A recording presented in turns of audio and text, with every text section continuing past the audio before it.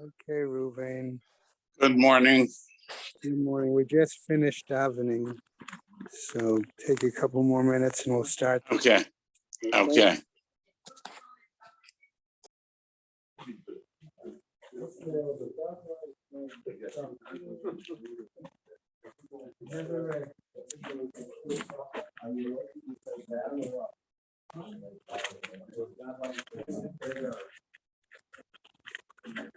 My phone switches from one angle to another, so we'll see what we can do.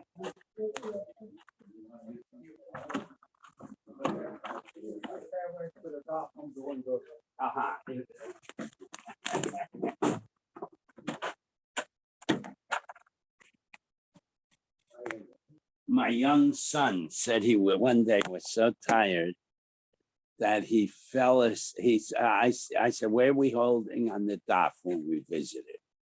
He says, I'm 3 blot behind. I fell asleep all week in the daf yomi here. So I said, you got to get, these guys, people, they go to sleep at 1 a.m. They get up at 5:30 and they wonder why they're tired. All right. You have a current list? Yeah. I do my hishtadlus. Okay. The thing is, I lie down early, but I can't fall asleep. Try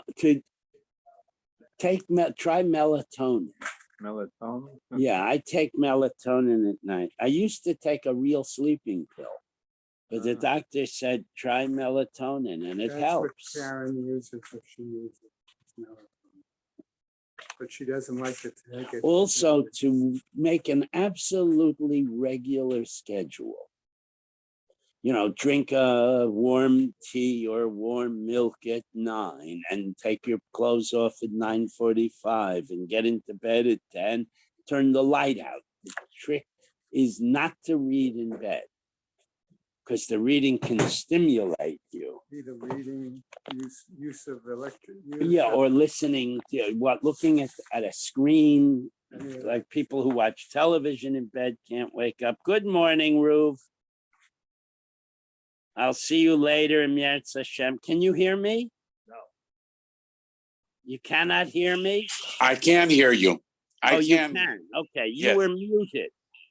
Yes, I like you better muted. I am going to remute myself. I understand. You hear what I just said? I like you. No, because he corrects me when we learn. If he were muted, it would be. Yeah, the gleiser. All right. Ad kan hakofa aleph. Let us acknowledge with gratitude the great generosity of the many persons who have contributed to the shul to help sustain the learning program.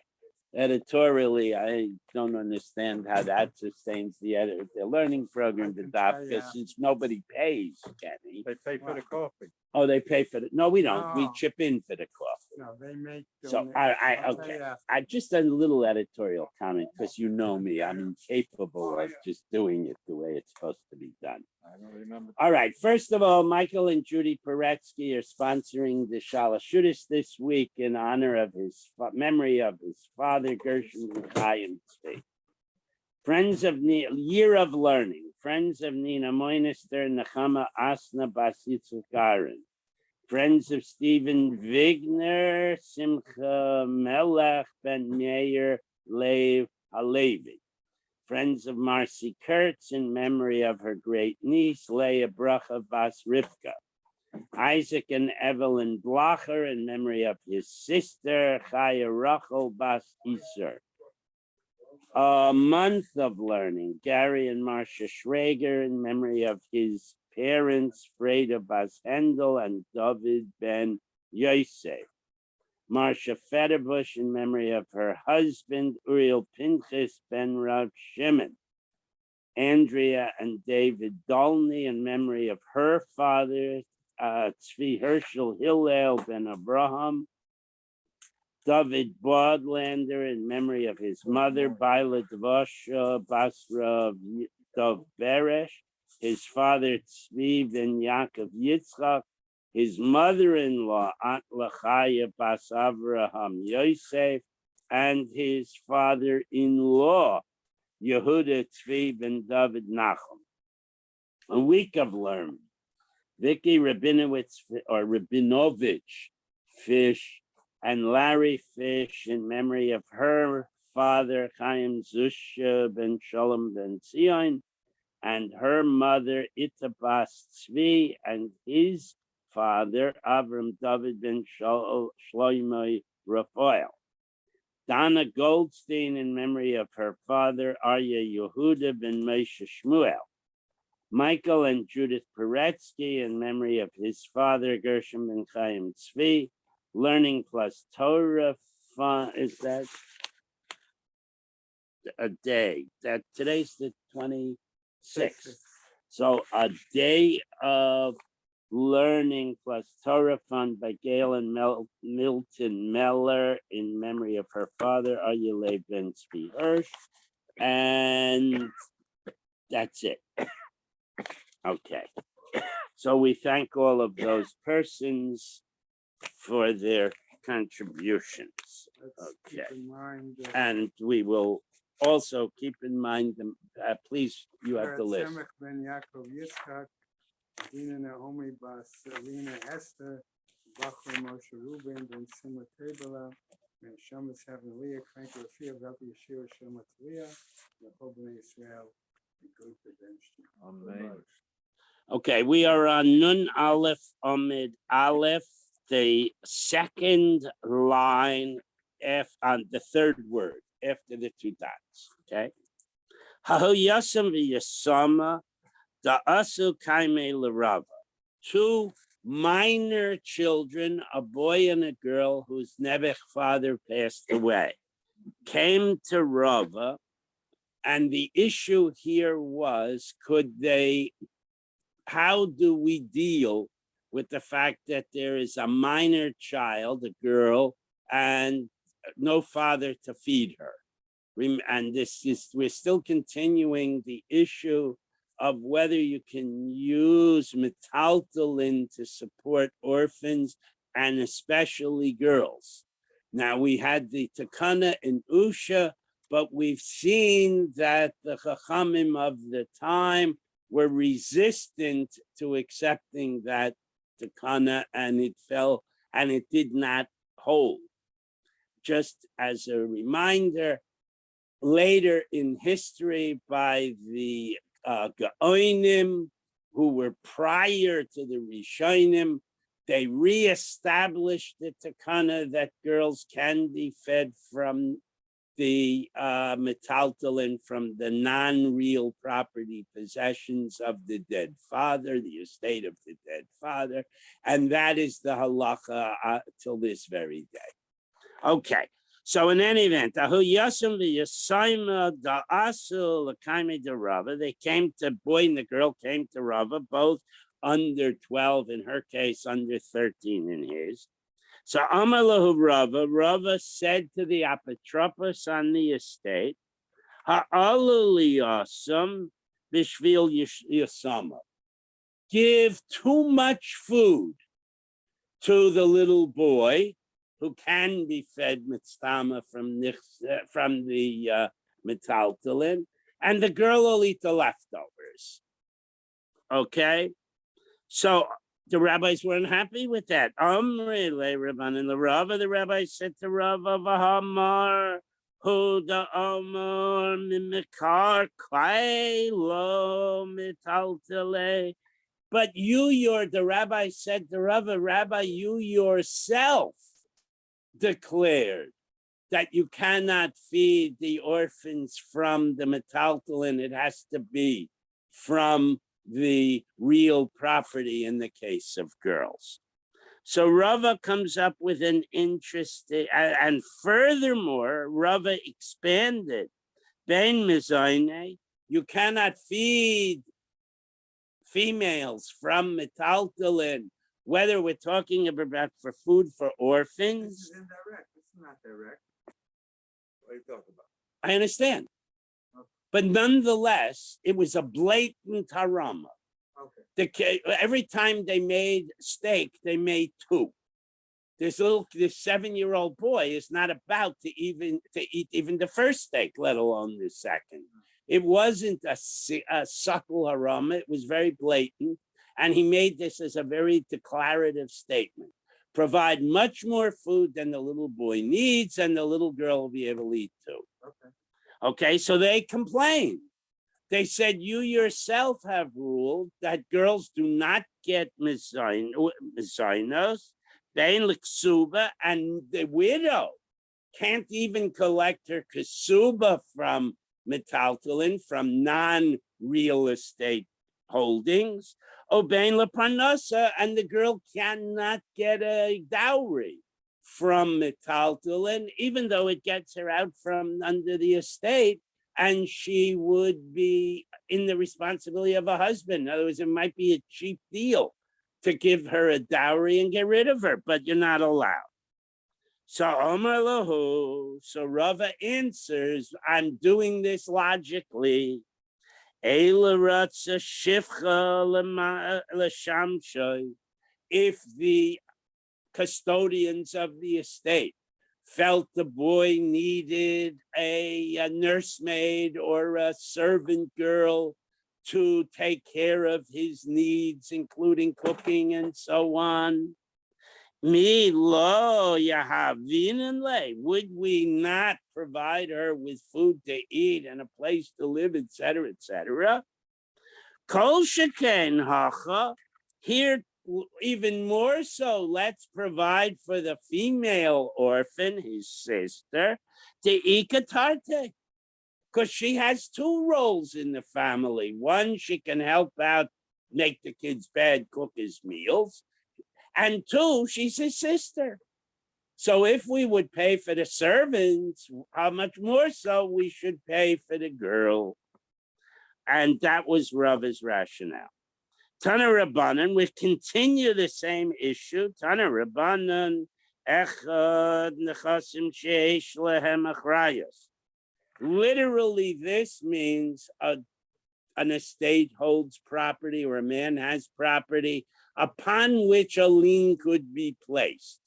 That means real estate, and that's how I'll translate it in the future. He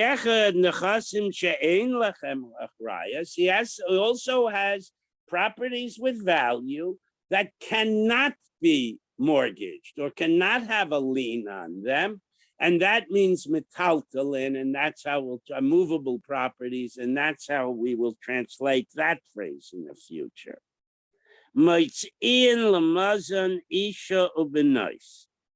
So if those exist, we use the fixed properties, the real estate, to pay for food for his widow and his daughters. Okay, Divrei Rebbe. Or if he's alive, they metaltalin are meshubad because of the ksuba. Both the wife and the daughters must be fed from the man's holdings. Divrei Rebbe. That's Rebbe's ruling. So you'll notice Rebbe makes no distinction, and he allows metaltalin to be used to provide for the women in the family. Rabbi Shimon ben Elazar, Nechasim Sheish Lehem Achrayus, the fixed property, real estate. The rule is with regard to real estate, the rule is as following: Maitzin b'nais min abanim. If the sons inherit the real property, they must use those assets to provide for their sisters. Okay, l'b'nais min habanim, and if there are only what? Maitzin l'b'nais min habanim. What did I do? Nichasim sheish lehem achrayus, fixed property. Maitzin l'b'nais min habanim. The girls get from their brothers from the real estate. Okay? If there are only daughters, let's say there are 4 daughters, The oldest is an adult. She's above 12 and a half. The other three are little girls.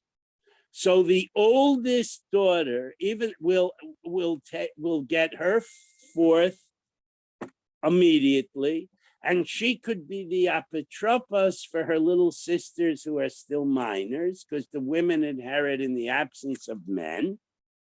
And the older girls would be responsible to feed the younger girls. And if they didn't, Besdin would mortgage their property and use that money to pay for the girls.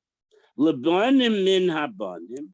Similarly, if they're boys who are adult and boys who are minors, the adult boys would get their property immediately. The minors, the property would be in trust, and the older boys would have to provide food and housing, etc., for the younger boys.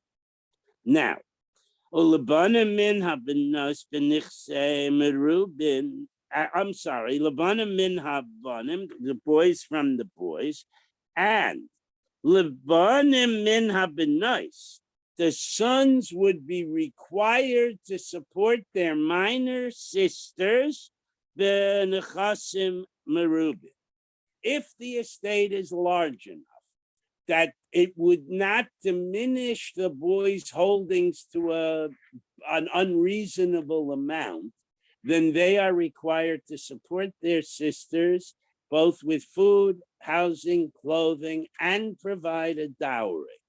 Now remember, That Ulabanim and Habanos. means the from the sons go to the girls. I know it looks awkward, but that's what it means. Okay, that the girls benefit from the estate of the boys. Now, again, you would say, well, why does this guy have to support his sister till she's 40 years old? The typical circumstance that is midrabanan, he can marry his sister off almost immediately. So all he has to, and not only that, but he can get money for it.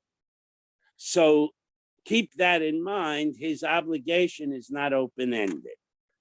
Okay. Aval, according to... No, the Nechasim Rubin is where you are.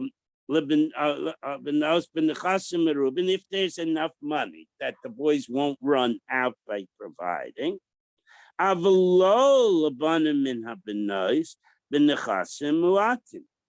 If there's a meager estate, if there's only one small little patch of land, then the brother does not have to support his sister, and Mistamahi or Besdin would arrange a marriage right away for the girl. We're not going to let her die, or she can get from the tamchui.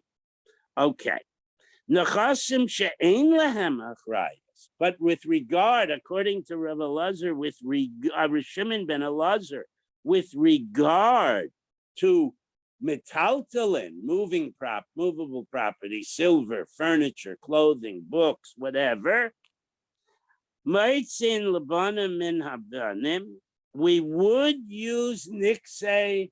We would use the metaltalin that is in the hands of the older boys for his younger brothers. Ulabenois min habanim, from if there were only what. Amaitzin labanim min ha nichsa she'ein lehem achrayus. Maitzin labanim min habanim. The younger children would be sustained by their other brothers.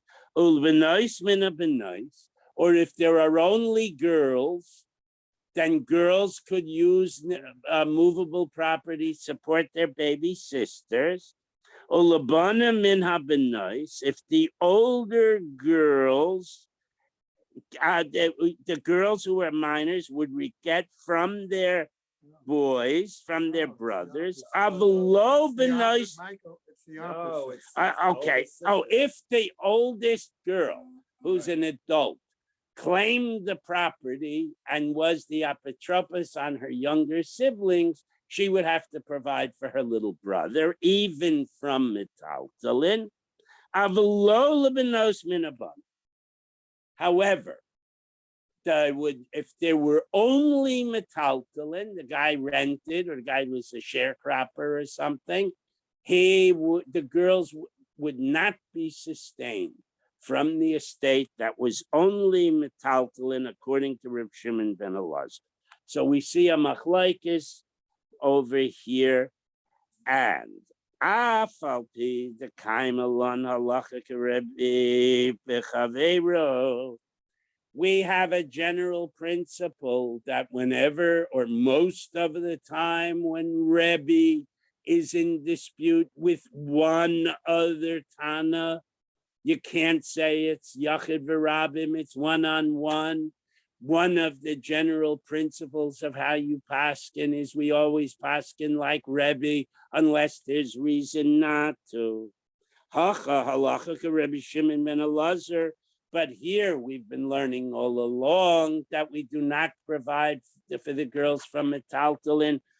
They paskined in those days, according to Reb Shimon ben Elazar, the Omer Rava, because Rava, who's an Amira and who has at his fingertips all of the decisions made since Rebbe and Reb Shimon had this argument, Hilchasa mekarke below metaltale. He had made the statement, we only provide for girls from fixed property, real estate, and not from movable property, other possessions. What? How did Kahanim who do not have property, or Levine who do not have property, how did they support their children? Well, How did they hold this out? Because I don't have an answer. No, the Rebbe How- had said- No. However, they did have, first of all, they were the cities of the Levium, so they did own some property. And secondly, Levium and Kahanim were constantly being provided food from the community. And that didn't change because minor boys were continued. So there was property, food available, and nobody kicked them out of the house. That's the best I can do. And what about the Isha? The woman had her kasuba. Where does it say that she gets her silver here? We had that was in the Brisa. The Rebbe said that she When gets, she gets her silver, she can leave and leave her children. Is that what we're saying? I can't answer you. What? Presumably that number one, all right. Number one, in the lifestyle of the earlier Jewish history, children were considered the man's. So for example, in terms of, in the case of a divorce, children, the Bezdin ruled, and today, Taka, if you actually went to a Bezdin, they would still rule that up to age 6, the mother has custody, and from age 6 on, the father has custody, because it's the father's responsibility to educate his children. A woman has no such responsibility, and the boys have to learn Torah. So it doesn't come up. It's all covered in other Gemaras. Okay. Okay? All right. So, and now, here's the answer to your question. Bain L'Ksuba, it doesn't matter. With this machlokes, is resolved by Rava that movable property is not taken into consideration. Whether we're talking about giving the woman her kasuba, which has written in it that she has a lien on all the real estate, whether we're talking about feeding minor girls, or we're talking about providing a dowry so the girls will be attractive mates. And that is what Rava ruled. So again, after all the discussion over and over and over, the girls do not get fed from movable property. And that was the halacha until the Gaonim revised it and reestablished the takana that they tried to make in Usha. Okay. We have on many occasions mentioned that there's a standard kasuva of 2 or 1, And that if the guy wants to be generous, or between the time of Erusin and Nisuyin, he is besotted by her and wants to give her more, he may do so. We had those Mishnayos. So now we're going to deal with what if he wants to reduce the standard amount or eliminate other obligatory clauses in the Kesuba, and she's so anxious to marry him that she agrees. So you wind up with an abnormal, a deficient, if you will, Kesuba, in which he says, up to a virgin, I'll only give you 100. Or he says, I won't have my other husbandly obligations, like paying ransom if you're kidnapped, etc. There are a bunch of clauses in the Kesuba. What if they're left out by agreement of both parties? That's what we're going to deal with now. What? When he remarries her, there are 3 things he has to do for her. That those are on a daily basis. The Kesuba, But still, he has to give her these 3 things, otherwise. food, clothing, and physical activity. Right, so therefore, and he can decide to override the. No. Those have nothing to do with Kesuba. We're talking only about a Kesuba here. If you are obligated to write a Kesuba. Is this not written in the Kesuba? No, it's not. One of these Well, the things- Kesuba says he has to provide for her, but that's so ingrained in society that the Mishnah says, let me just, if the woman out earns her husband, I know that. she's allowed to say, forget the food and clothing. I'm keeping my own money. Shtup me once in a while and finish. That's your obligation. But the other 2. So that's flexible. But now, She technically do 3 things. all we're talking about here is, can you write a Kesuba with less money than 2 or 1? Number 2, can you write a Kesuba reducing the husband's obligation to redeem her if she is kidnapped? Or to feed her. What? Or to feed her. No, that's Or to not it. clothe her. Or to That's, clothe we're her. only dealing with trying to learn a Mishnah.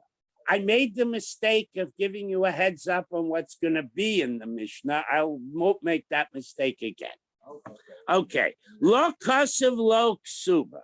What happens if they never had a Kesuba at all? Or it's not in existence? Okay. Bisula gova Messiah.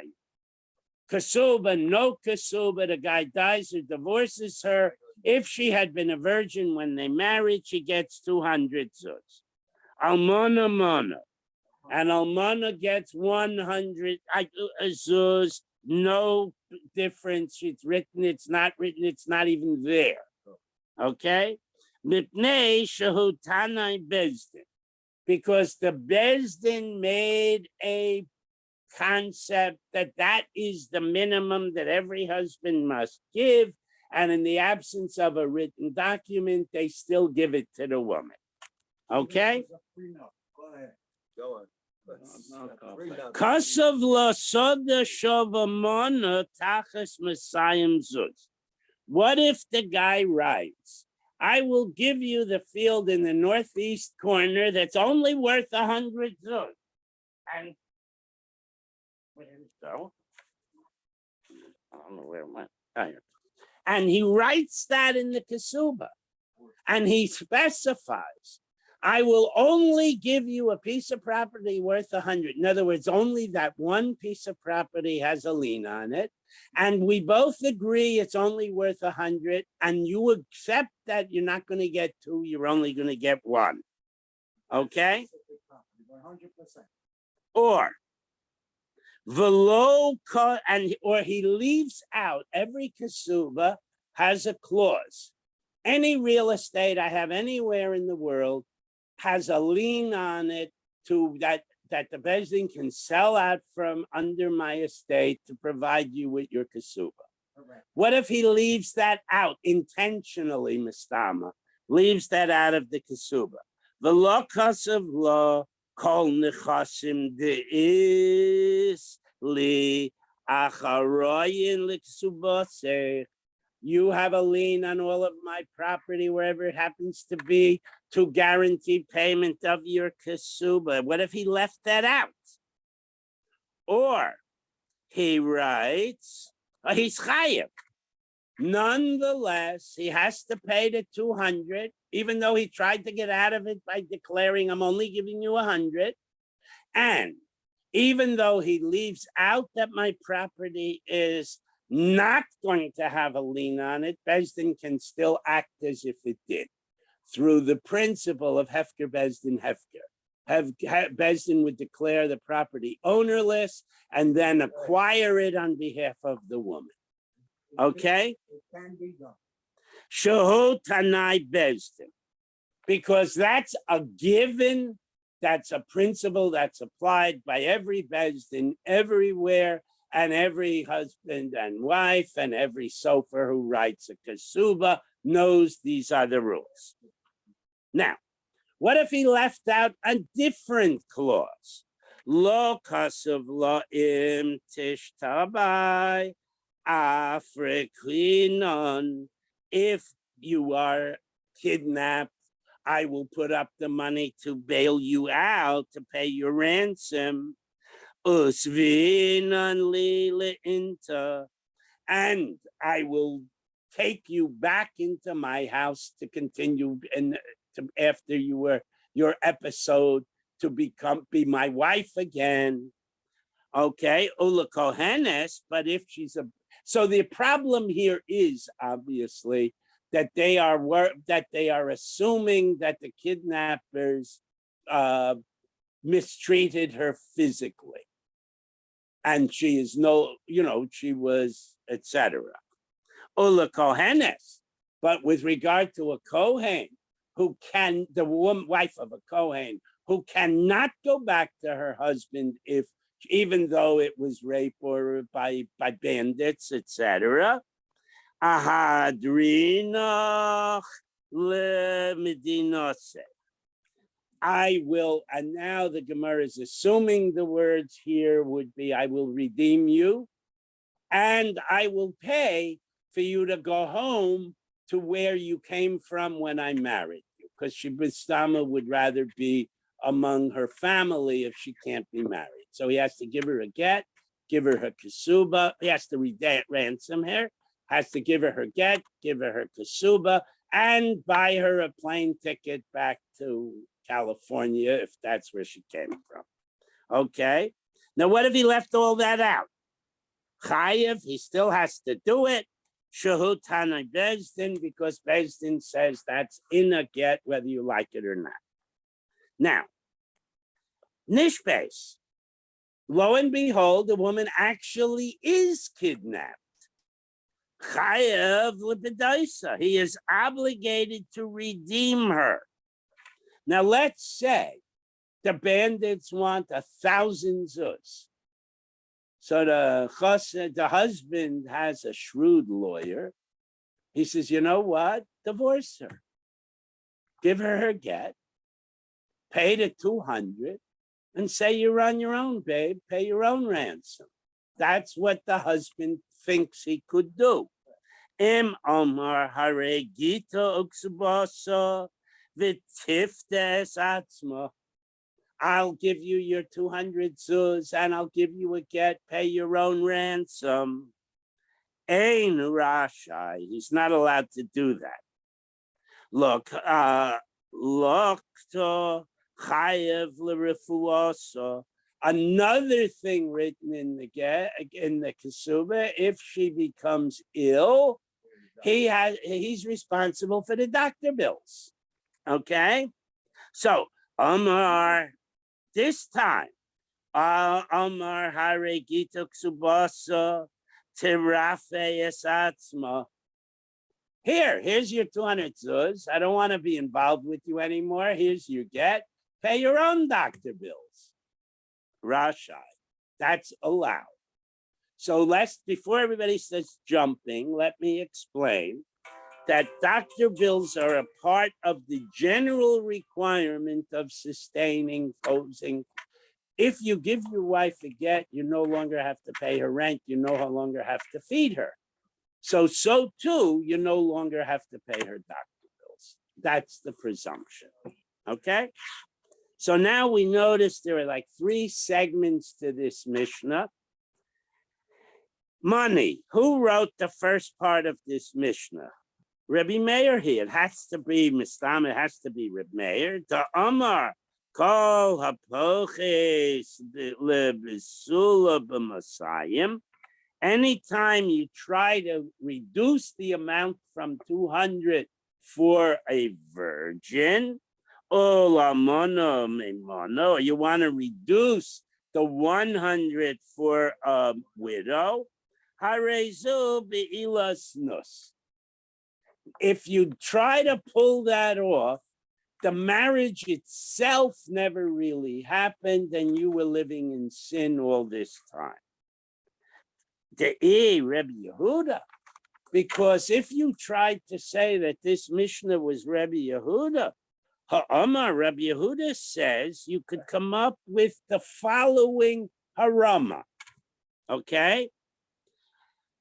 Rotza kasav lebisula shtar shel masayim. The husband writes a kasuba that has the standardized 200 zuzim in it, and she, who agreed to take less to induce him to marry her, vehi kaseves hes kabalti mimachmana.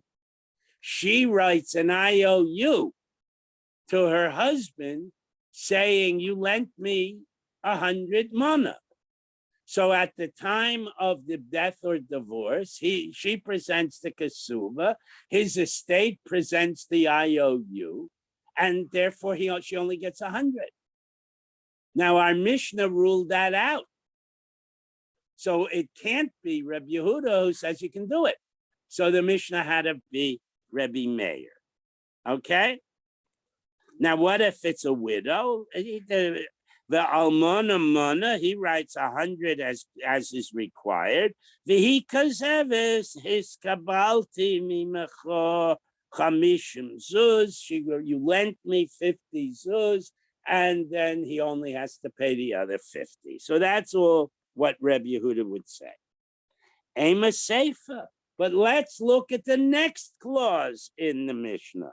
Kasav lo soda shava mana tachas masayim suz. If he tries to give her property that's designated as less than 200, v'kasav lo kol nechasim de isli acharayin likasubose, and he takes out the clause that all my property is meshubah to your kasuba. So now the fact is, all that has a lien on it is this 100 piece of property. And there is no clause that everything else is meshubah.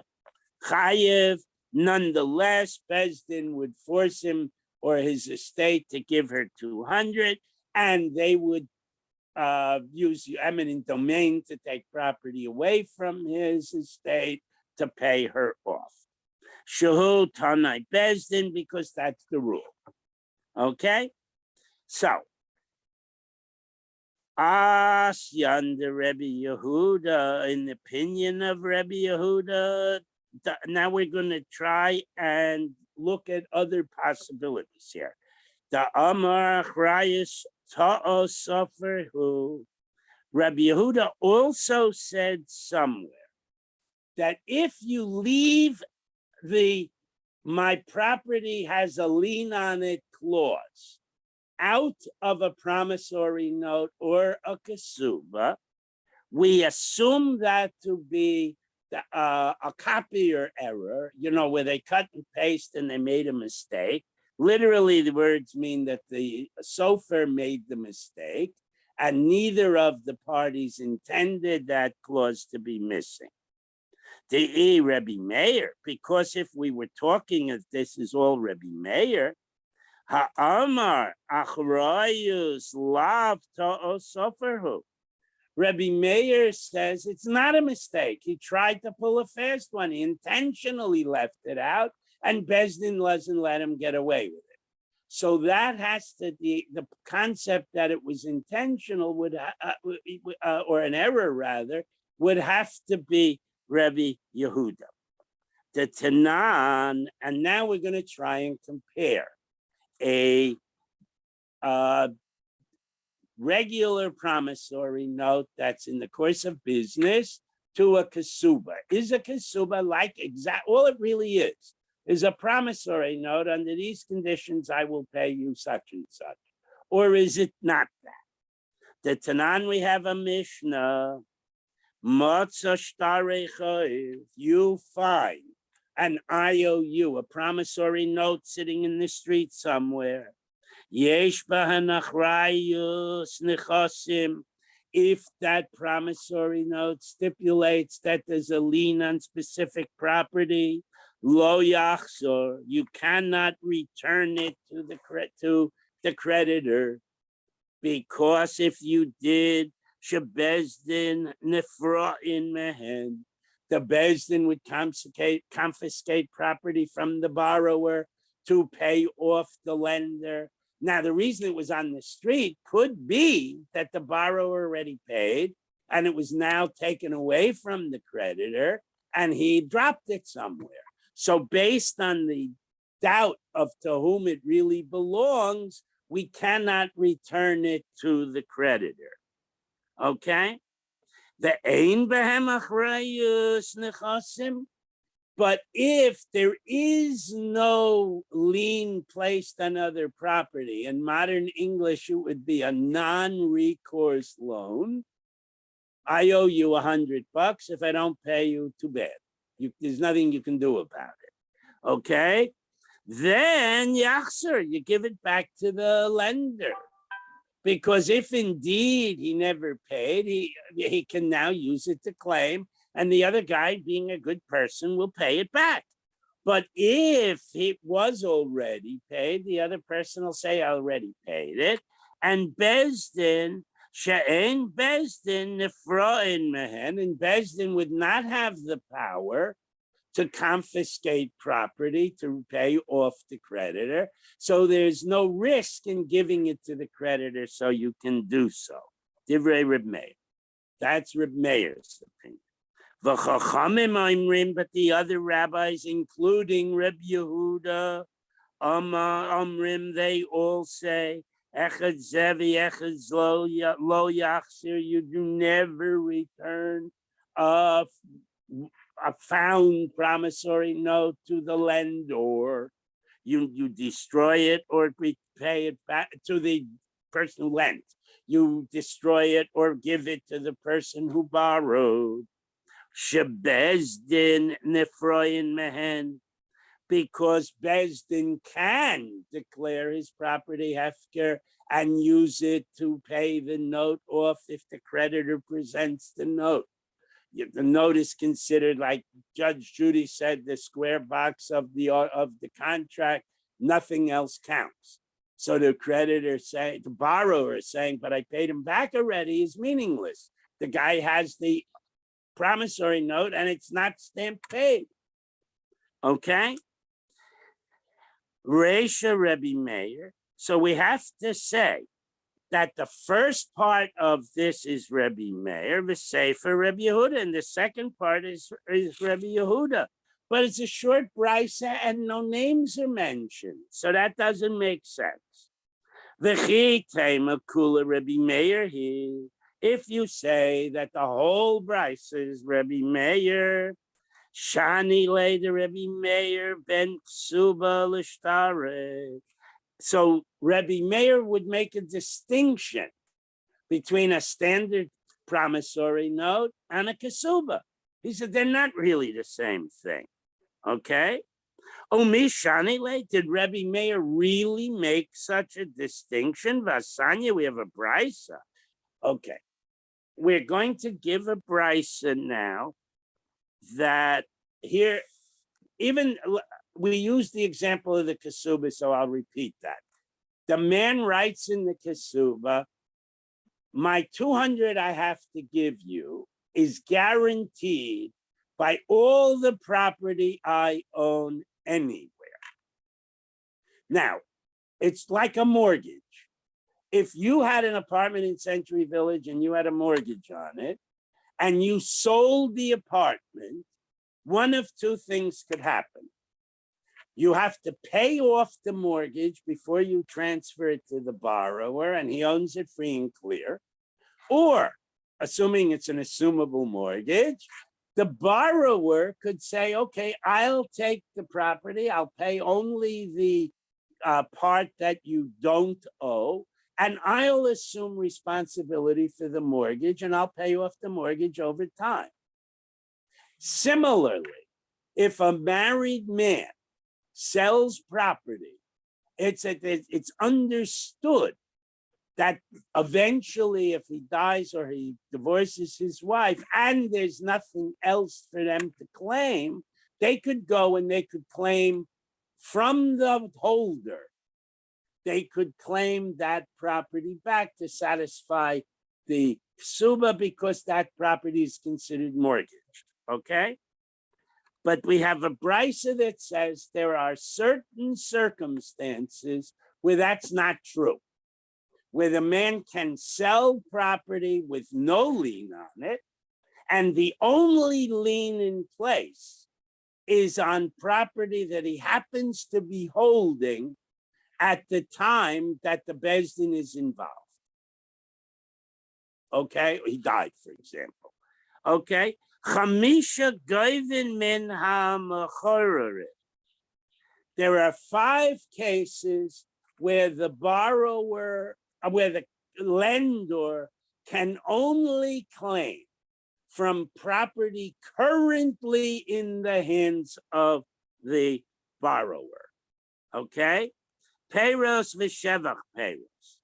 You lend a man money so he can buy fertilizer, or so he can improve the irrigation in his property. Presumably, it will create more produce, and he's willing. And now he refuses to pay. He died, whatever. The only property you can go after is the property he holds now that he poured this money into. Okay, Hamakabel alav lazon es ben ishto bas ishto. A second marriage, the guy is really anxious to induce this woman to marry him. He writes in the kasuba an extra clause: I'll feed your minor children and I'll give your daughter a dowry. So that obligation is a more limited obligation, and it can only be claimed against currently held property. Okay? Get chov she'en bo achrayus. If a man lends money and there's a promissory note, here the word get simply means document, that of the promissory note that does not specify a lien on any specific property, the Bezdin can only, and he has current holdings, the Bezdin cannot go to the holder in due course. It has to go to his current holdings. Ksubas isha she'en bo achrayus. If you have a kasuba that leaves out the achrayus clause, and the husband dies or divorces her, Bezdin can only claim from his current holdings. And man shamatle the amar achrayus lav ta'o sofer who. Now, who was the one that made the earlier statement that leaving that clause out doesn't mean you intended to leave it out? It means the sofer made a mistake. That was Reb Meir. To Katani Ksubas Isha, that he says that without the clause, it still has an achrayus on everything. So this now is a contradiction, Reb Meir and Reb Meir. Okay, so that we'll leave that in abeyance for a minute. boy, same Reb Meir. You could say nonetheless that Reb Meir is the author of both. The boy, same Reb Yehuda. You could say the Bryce is Reb Yehuda. Boy, same Reb Yehuda. If you say it's Reb Yehuda, Hasam, Ksavale, his Kabalti. This would be a similar situation to the waiving of the rights of the Kasuba by saying you already gave me half of it, basically. Okay? His Kabalti. But here they didn't actually have such a document. You only had it's only worth 100 clause. Okay? But he would say it's basically the same. V-boy same Reb Meir. Despite the problem, you could go back and say it's Reb Meir, my chayav de katane. So what does it mean when the Brisa says when the Mishnah said he's obligated to pay whatever, even if it's left out? Min hamachorerin, only from current holdings. So it's analogous to our modern world where a husband hides all his money, sells everything before he gets divorced, so the wife can't get at it. And a husband in the Talmudic times could have tried the same shtick. Okay, so lo kasav lo, but what now? The next clause in the Mishnah. What if they left out the clause? If you're kidnapped, I'll ransom you and I'll take you back. What if they left that out? So here comes a very stark ruling. Amar Abu de Shmuel, Shmuel's father, who was a major posek, Ashes Yisrael Sheninsa, a Jewish woman who is raped, Asura Labaila. She may not return to her husband, a non-Kohen husband. Now that's Keneged Torah. Torah says she can't. She's raped. So what's his rationale? Chayshinan shema tchilosa ba'oines o soifa b'rotzoi. There's a phrase in English that women are, if you're going to be raped, relax and enjoy it. That's basically what Shmuel's father is saying. That the initial act of forcing her to lie down with him is clearly rape. But she gets pleasure from the activity, and it turns out that she's a happy camper, so she's committed znus, and she can't go back to her husband. That's Shmuel's father's rule. Esvei Rav L'Avuda Shmuel, Rav very sharply challenges Shmuel's father.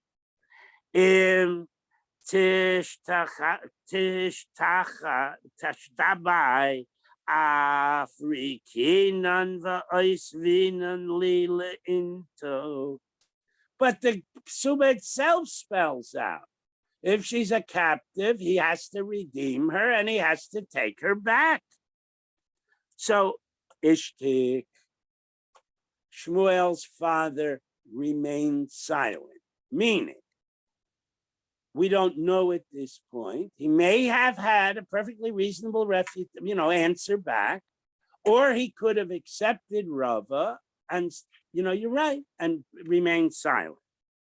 So Kori Le'oleh Davud de Shmuel, Rav made a declaration concerning the behavior of Shmuel's father that he did not reply at that point. Sarim Atzru b'milim. A prince measures his words and doesn't say anything if he doesn't have anything to say. V'kach yasimu lepihem. And if he does think he has something to say, sometimes you think better of it.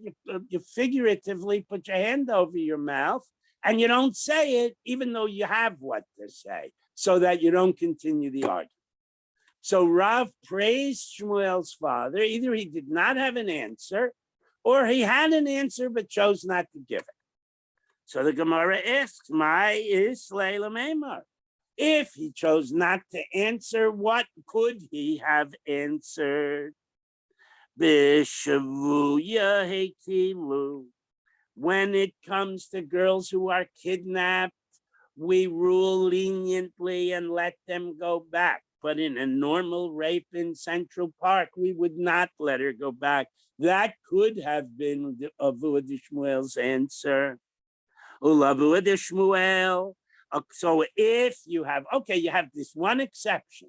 But what about the pasuk that clearly says if a woman is raped, she can go back to her husband? She didn't do anything wrong. Where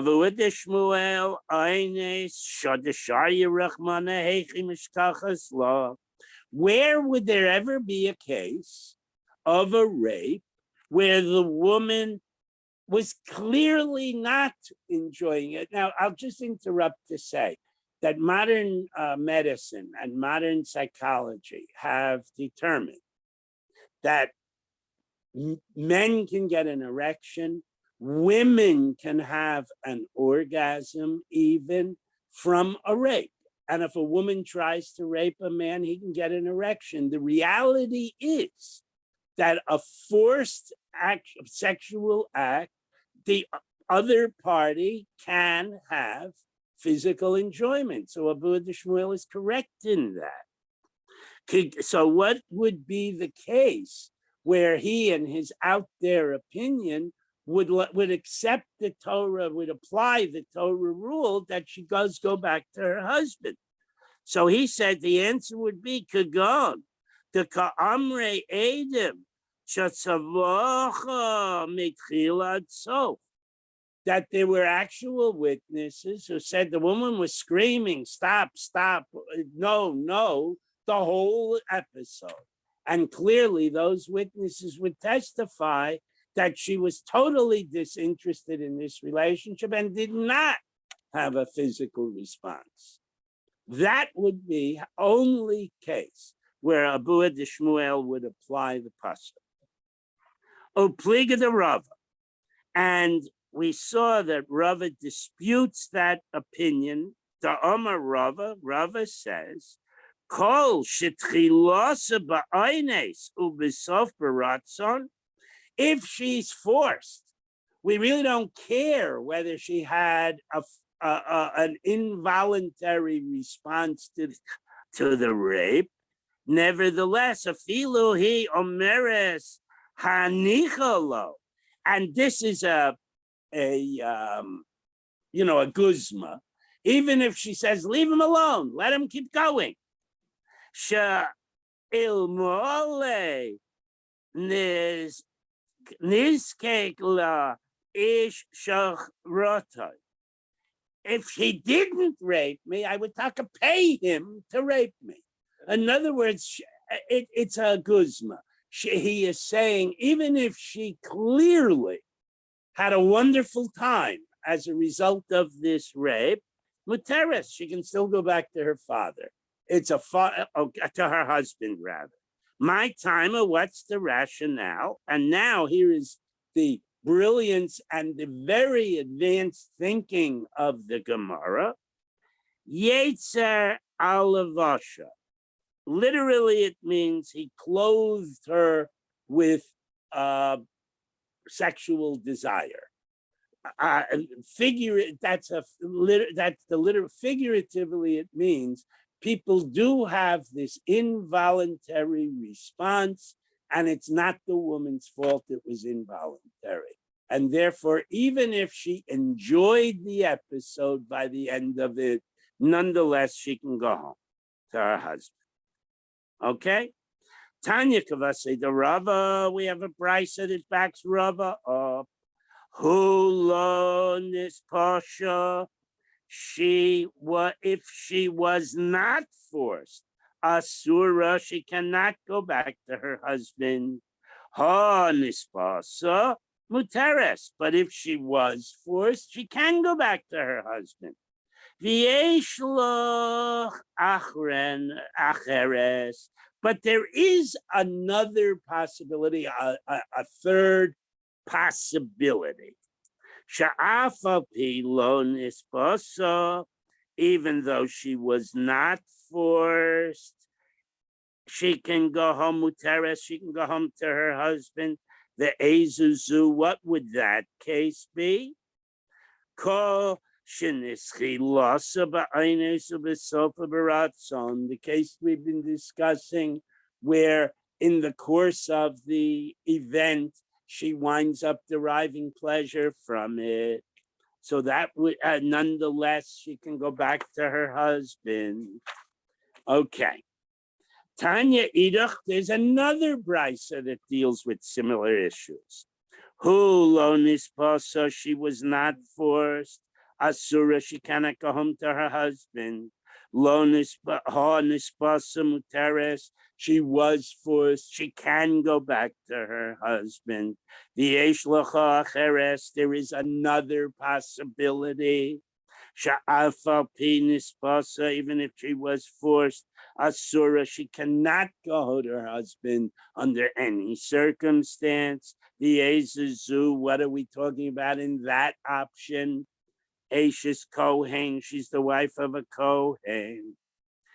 So, Omer Rav Yehuda, Omer Shmuel, Mishum Rabbi Shmuel. Rabbi Yehuda, who we've been talking about, says in the name of Shmuel, who quotes Rav Yishmael the Tana, the he lo nispasa, she was not forced. Asura, she can't go home to her husband. Ha nispasa muteres, she was forced. She can go home to her husband. The eish lacheres, there is this an extra word there, the word law, which is added over, which gives us a third option. Even though she was not forced, muteres, she's allowed back to her husband. So now we're going to be talking, we've had this a dozen times before. A girl who simply has sex is not, she loses her virginity, but she's not guilty of a capital crime. It's only an Isur de Rabbanan. A girl who's an Arusa, who went through the first phase of marriage. We've been using the word betrothed, or Kenny sometimes uses the word engaged. It's really neither of those. It means they are fully husband and wife, except they can't sleep together and he doesn't have to feed her. And he has to share with her father if they want to cancel her vow. But in other regards, she's considered a wife, including if she has relations with someone else, she's committed adultery and she gets put to death. Skila. Okay, so Ezizu, who is this woman who willingly had relations with someone and is not really, she's muteres, she could taka marry her husband if she to finalize the marriage. The Ezizu, what are we talking about? Shekadusha kedusha tos. They find a flaw in the kedushin. In other words, retroactively, the erusin never took place. So now she's simply a single girl who got seduced by somebody, and that's no big deal. And if they then decide, the man who turned out not to be her husband, they decide, we still want to get married, they could go through with the marriage and she could do that. Sha'afilo bana Murchav al Kseifa, even though she's carrying a baby on her shoulder. So clearly she had relations with somebody, it produced a child. She has various options, including going through with the marriage, doing another erusin and another nisuyin, or mamonenes, she can say, I'm not interested in you. You didn't work the erusin and I changed my mind. And she can walk off. Now she does not obviously get a kasuba because the marriage never happened, right? But she didn't do anything wrong in a sense of it may be znus, and she may not be able to marry a Kohen now. But other than that, she didn't do anything that she could be punished for or he could be punished for, etc. Okay, so now we just introduced the concept of znus. So Amar Rav Yehuda Hani Noshe, the Gavavu Ganve. Women, there are cases where women are captured by bandits and they're held by the bandits for a period of time, and we assume the worst, right? Vishayan leguvrayu. But they nonetheless can go back to their husbands if and when they are ransomed or the guys are killed or they escape. Okay, Amre Leila Rabban and Rav Yehuda. So the rabbi